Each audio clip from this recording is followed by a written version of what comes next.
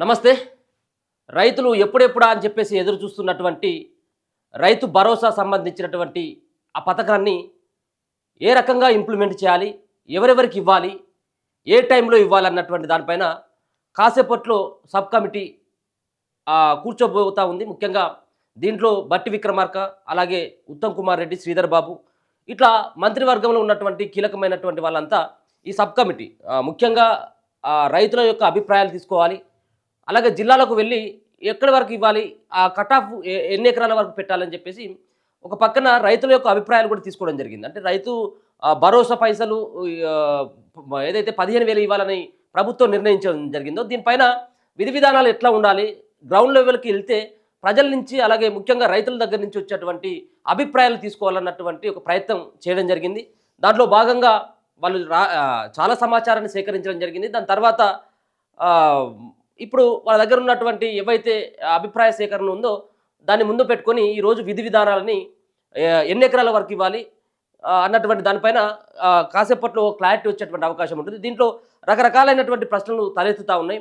10 ఎకరాల వరకు cut off పెట్టిందని, అలాగే 7 ఎకరాల వరకు మాత్రమే కట్ ఆఫ్ పెట్టిండ్రు, 5 ఎకరాల వరకు ఉంది అని చెప్పేసి, లేకపోతుంటే గతంలో కేసీఆర్ ఇచ్చినటువంటి విధంగానే చెట్లకు పుట్టలకు కూడా ఇవ్వాలని చెప్పేసి బీఆర్ఎస్ పార్టీ నేతలు అంటా ఉన్నారు. దాంట్లో ఒక పక్కన ప్రజల అభిప్రాయాలు తీసుకోవడం జరిగింది, పార్టీల అభిప్రాయాలు కూడా గతంలో సేకరించడం జరిగింది రైతు భరోసా పైన. ఇప్పటికే రైతులందరూ కూడా ముఖ్యంగా రేవంత్ రెడ్డి పరిపాలన కావచ్చు, అలాగే రైతులు కావచ్చు, వీళ్ళందరూ కూడా ఆయన పైన ఆగ్రహావేశాలతో ఉన్నారు. ముఖ్యంగా మేనిఫెస్టోలో పెట్టినటువంటి అంశం అంటే ఇప్పుడు తీసుకుంటే మీకు 10,000 వస్తాయి, మేము వస్తే 15,000 ఇస్తాం, రైతు బంధు కాదు దీన్ని రైతు భరోసాగా చేస్తామని చెప్పేసి అప్పుడు మేనిఫెస్టోలో ఇప్పుడున్నటువంటి రాష్ట్ర ముఖ్యమంత్రి అలాగే కాంగ్రెస్ పార్టీ చెప్పడం జరిగింది. కానీ ఇప్పటికే ఒక దఫా ఎగ్గొట్టింది. ఒక దఫా ఖరీఫ్కి సంబంధించినటువంటి పంటకి ఇవ్వాల్సినటువంటి 7,500 రూపాయలు అంటే సంవత్సరానికి 15,000 రూపాయలు ఇస్తామని చెప్పిండు. అంటే ఒక దఫా ఎగ్గొట్టిందంటే దర్దాపుగా ఒక్కొక్క సంబంధించినటువంటి ఎకరాకి అంటే రైతు బంధు రూపంలో ఇచ్చినట్టు అయితే ఉంటే ఒక ఎకరాకి 10,000 కావాలి. అంటే ఒక సీజన్ పోయింది కాబట్టి 5,000. దాంట్లో ఇప్పుడు విధి విధానాలను ఖరారు చేయలేదు. ఒకవేళ కనుక కేసీఆర్ ఇచ్చినట్టయితే ఉంటే ఒక్కొక్క సంబంధించినటువంటి ఎకరానికి 5,000 రూపాయలు వేయాల్సి వస్తుంది. అంటే దీని ప్రకారం మనం చూసుకున్నట్టయితే ఉంటే దరిదాపుగా ఏది 7,625 కోట్ల రూపాయలు, 7,600 అంటే ఒక్క సీజన్కి దరిదాపుగా 7,625 కోట్లు, 7,625 కోట్ల రూపాయలని రైతుల యొక్క అకౌంట్లలో జమ చేసేది. కానీ ఈ 7,625 కోట్ల రూపాయలని ఆల్రెడీ ప్రభుత్వం ఎగ్గొట్టింది. ఖరీఫ్లో ఇవ్వాల్సినటువంటి పంటకు రైతులకు సాయం చేసేటువంటి ఏదైతే ఈ పథకం ఉందో దీనికి పంగనామాలు పెట్టింది. దాంతో రైతులందరూ కూడా ముఖ్యంగా ప్రభుత్వం పైన బగ్గుమంటా ఉన్నారు. ఒక పక్కన ఈ అంశం రైతు బంధు లేకపోతే రైతు భరోసా ఏకుంట ప్రభుత్వం ఎగగొట్టింది. రెండోది రైతులకు కావాల్సినటువంటి రుణమాఫీలో అరకొర జరిగింది. దాంతో రైతులందరూ కూడా కాంగ్రెస్ పార్టీ పరిపాలన పైన అలాగే కాంగ్రెస్ పార్టీకి పనిచేసినటువంటి వాళ్ళు నాయకులు కావచ్చు, కార్యకర్తలు కావచ్చు, వీళ్ళందరూ కూడా మాకు కూడా కాలేదు. కొన్ని కామెంట్లు చూస్తూ ఉంటే మనం చేసినటువంటి వీడియోలో మేము కాంగ్రెస్ పార్టీ కోసం పనిచేయడం జరిగింది, మేము కాంగ్రెస్ పార్టీ నేను మండల అధ్యక్షుడిని, నాకే కాలేదని చెప్పి చెప్తా ఉన్నారు. అంటే దాంట్లో చిన్న చిన్న లోపాలతోటి దాదాపుగా 25 నుంచి ఒక 30% ఇంకా మిగిలిపోయింది. రేషన్ కార్డు లేదని మీరు చెప్పినటువంటి గైడ్లైన్స్ ఇవి కూడా మీరు చెప్పలేదు. ఎవరైతే రుణాన్ని తీసుకుంటారో వాళ్ళకందరికీ కూడా 41, 42 లక్షల మంది ఉన్నారు, వాళ్ళందరూ కూడా చేస్తామని చెప్పిండ్రు. కానీ అది అట్లా పోయింది. సరే, అది ఆ సంబంధించినటువంటి విషయాన్ని పక్కకు పెట్టినట్టయితే ఉంటే దీంట్లో ముఖ్యంగా ఈరోజు జరిగేటువంటి సబ్ కమిటీలో కీలకమైనటువంటి నిర్ణయాలు తీసుకోబోతా ఉన్నారు. ఎవరు అర్హులు అనేటువంటి దానిపైన ముందుగా మనం ఒకసారి మాట్లాడేటువంటి ప్రయత్నం చేద్దాం. ఇది 2018, 2019 ఈ సంవత్సరంలో కేసీఆర్ తీసుకురావడం జరిగింది. దీనికి ఆల్రెడీ రైతు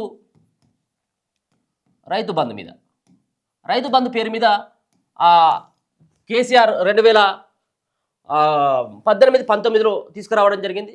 సో ఆయన చెప్పినటువంటి విధంగానే వేయడం జరిగింది. రైతుల యొక్క అకౌంట్లో ప్రతి సీజన్కి 7,600 కోట్లు, 7,625 కోట్ల రూపాయలు ప్రతి సీజన్కి వేయడం జరుగుతూ ఉన్నది. దీంట్లో 1,52 లక్షల ఎకరాలకి ఈ సంబంధించినటువంటి పైసలు పడేది, ఎకరాకి 5,000 రూపాయలు ఒక సీజన్కి. అంటే 2 సీజన్లో కలిపితే 10,000 రూపాయలు, 2 సీజన్లకి 10,000.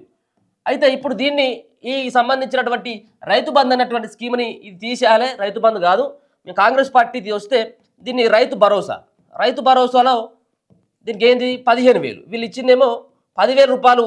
అప్పుడు ఉన్నటువంటి టీఆర్ఎస్ పార్టీ ఇస్తే ఈ రైతు బంధు పేరు మీద వీళ్ళు రైతు భరోసా పేరు మీద 15,000 ఇస్తామని చెప్పేసి చెప్పడం జరిగింది. ఇప్పటి వరకు ఒక్కసారి కూడా ఇవ్వలేదు రైతు భరోసా. అంటే సంవత్సరం పరిపాలన నడుస్తూ ఉన్నది, ఇప్పటి వరకు కూడా ఒకసారి కూడా ఇవ్వలేదు.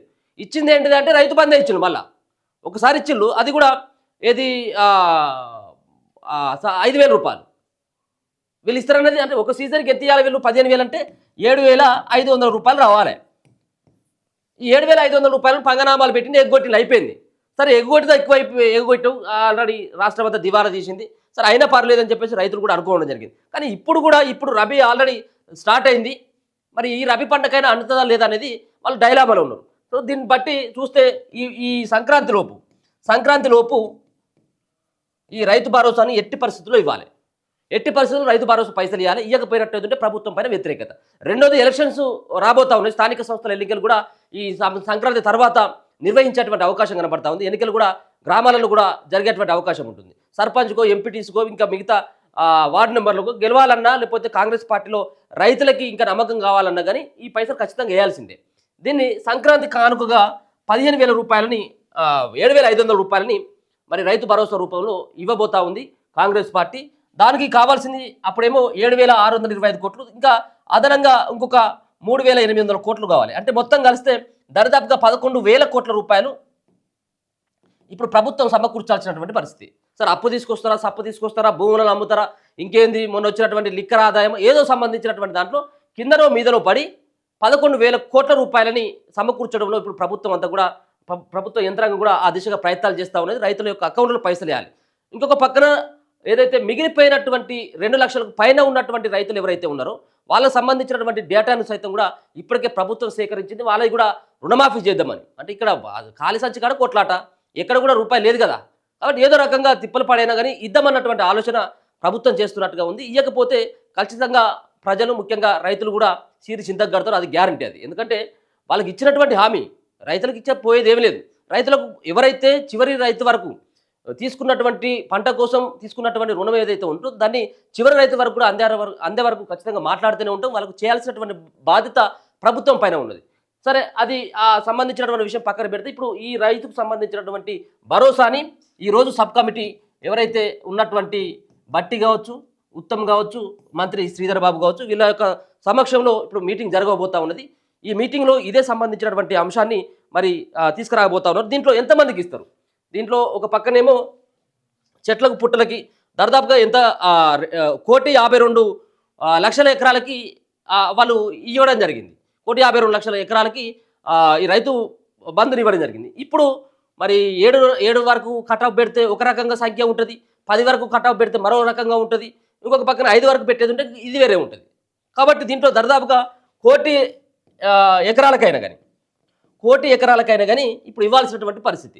దీంట్లో మరి ఇచ్చినటువంటి విధంగానే ఏది నిన్న చెప్పినటువంటి పిఎం కిసాన్ ఏదైతే ఉందో, పిఎం కిసాన్లో ఉన్నటువంటి గైడ్లైన్స్ ఏవైతే ఉంటాయో వాటిని సైతం కూడా ఇప్పుడు ప్రభుత్వం పరిశీలించబోతాం. దాంట్లో ఉన్నటువంటి గైడ్లైన్స్ కనుక చూసుకున్నట్టయితే 5 ఎకరాల లోపు వరకు, అంటే ఇప్పుడు దరిదాపుగా అదే ఉండకపోవచ్చు, ఏది రైతు భరోసాలో ఇచ్చేటువంటి ఏదైతే ఉంటుందో దాంట్లో 5 ఎకరాల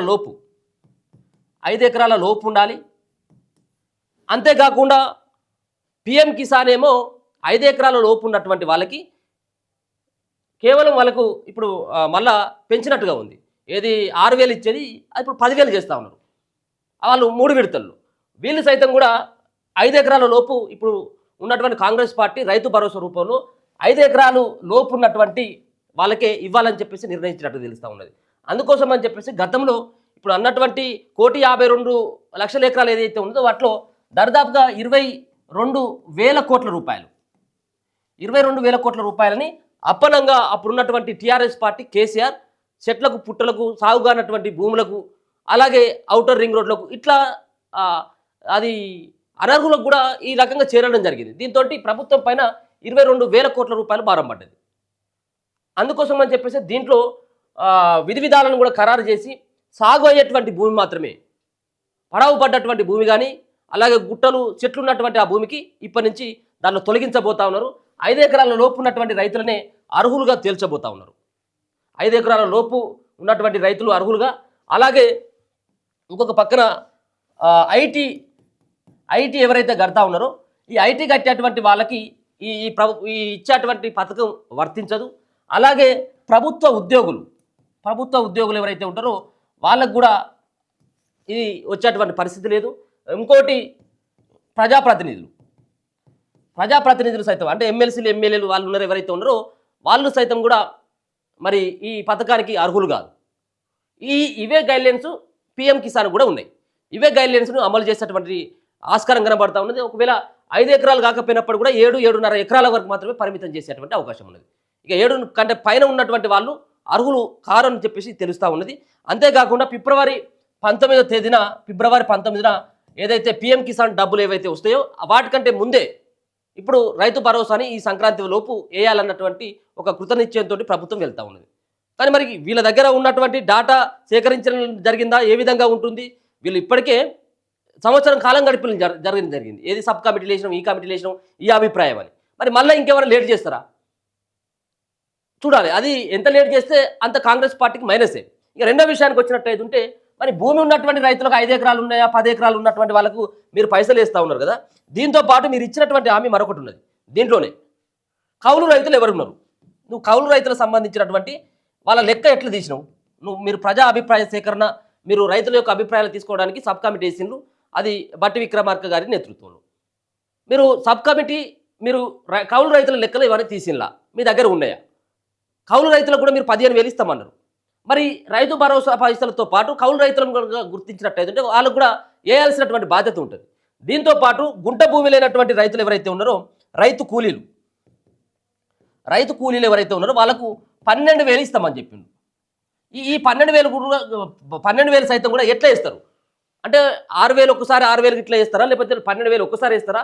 కౌలు రైతులకు ఇచ్చేటువంటి పైసలు ఏ విధంగా ఉండబోతా ఉన్నాయి? కౌలు రైతులకు సంబంధించినటువంటి విషయంలో దీంట్లో చాలా రకాలైనటువంటి స్టడీ చేయాలి. ఒక సంబంధించినటువంటి వానకాలం ఉందనుకో, ఆ కౌలు ఒకసారి ఒక రైతే చేస్తాడు, ఇంకోసారి ఒకవేళ కనుక ఆసామికి నచ్చపోయినట్లయితే ఇంకోనికి కౌలు ఇస్తాడు.